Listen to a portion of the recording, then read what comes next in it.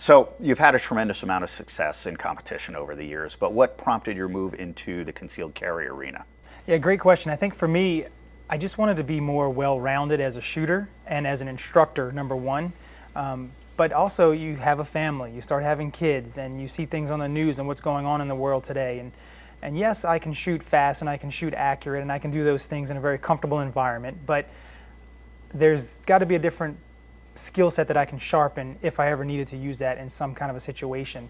And you know, there's been situations, obviously living in New Orleans, there's things that happen, you see it on the news all the time, and Sure. until it happens to you, you think like, oh gosh, I'll just avoid that area, or I'll avoid that area, and you try to do those things, but sometimes it just gets, you know, thrown right upon you. And I want to be ready. You know, a good friend of mine once said, you know, he wants to be harder to kill and more deadly. And that just kind of resonated with me when he said that. I was like, yeah, I mean, not to sound rude on camera or kind of crazy, but it's like, I want to be more lethal if I need to be able to protect my loved ones. Absolutely. So, and I thought that I had, to be honest with you, Mike, I feel like I had so much more to offer to the gun world, because the competitive shooting arena, while I love it so much and I've been doing it my whole life, it's a very small part of what we do and of what the gun industry does. So I thought that I had so much more to offer to many others, because whether you're competing or you know you understand kind of the passion and the love for it, or you're just a gun guy, sometimes those two don't interact. They don't kind of come together. And I thought that there was a lot more people that I wasn't talking to at the moment that I could help. You know, my background in the military, I currently am the coach of various teams, from military teams to law enforcement teams, federal agencies, things like that. So I'm giving back to those guys, but I haven't been able to give back to all these new millions of gun owners that we're seeing at this time. Yeah. So I thought, what better way for me to be able to help and give back than to go into this whole other arena that is very applicable to what I do. So as an action shooter, yeah, I'm running around. I'm gonna get out of my vehicle. I'm gonna locate the bad guys. You know, shoot the bad guys, save the good guys, kind of a thing in my game that I shoot. But it also can relate to what everybody is doing, whether you're law enforcement, military, or just a citizen that's carrying to protect yourself or your loved ones.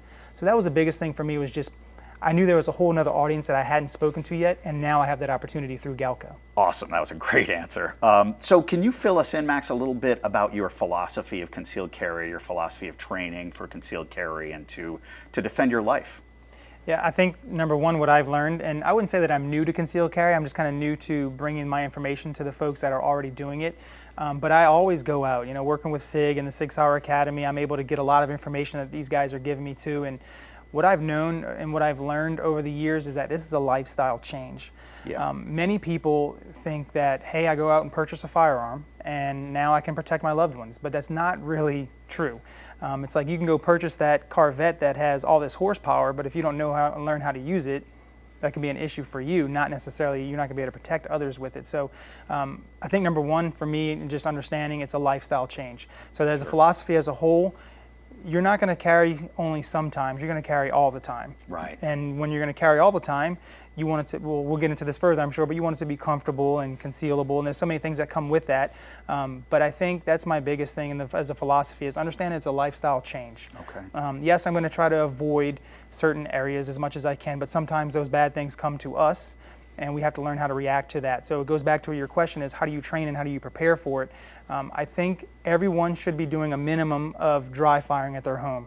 Even if it's just once or twice a week, make sure there's no ammunition in the gun, there's no ammo nearby, and it's just you and you're in a safe area, you're in a safe environment. You let your family and your loved ones know, hey, Dad's going in the shop and I'm going to go dry fire for 15 minutes, or you get up early before everybody's even awake and you do the same thing. Whatever it is, you give yourself some time.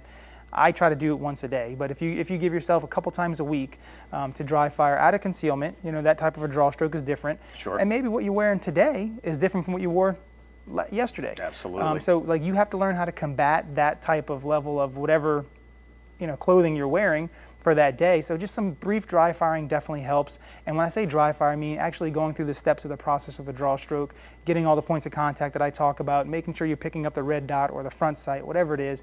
And then when you're dry firing, you're also releasing the striker or dropping the hammer. And of course, you don't want to disturb the sight off the target when you're breaking that shot. So from the dry fire phases, a couple times a week, and then at a minimum, I would be live firing a couple times a week. And I'm sorry, a couple times a month. Of course, I'm gonna live fire a lot more, but Sure. to the general person, I would say live fire a couple times a month. Even if it's every other Sunday, or you come up with some day or some other time, whatever it is, where you and a buddy go out, or you and your wife go out, or you and your husband go out, whatever, and you go out and you shoot together, help one another, and even if it's only 50 rounds. You know, I have another company that I work with, and I've created a target that's a 50-round target. So you go to the range with your gun, box of ammo, and you can get a lot of work done within a couple of minutes, honestly, and you can sharpen your skill sets should you ever need to use it. But overall, the philosophy is it's a mindset, it's a lifestyle change. You need to get the appropriate clothing, you know, whether it's just different patterns on your shirt to make sure you don't see the printing, right? And you get a little bit larger, maybe pants or whatever it is.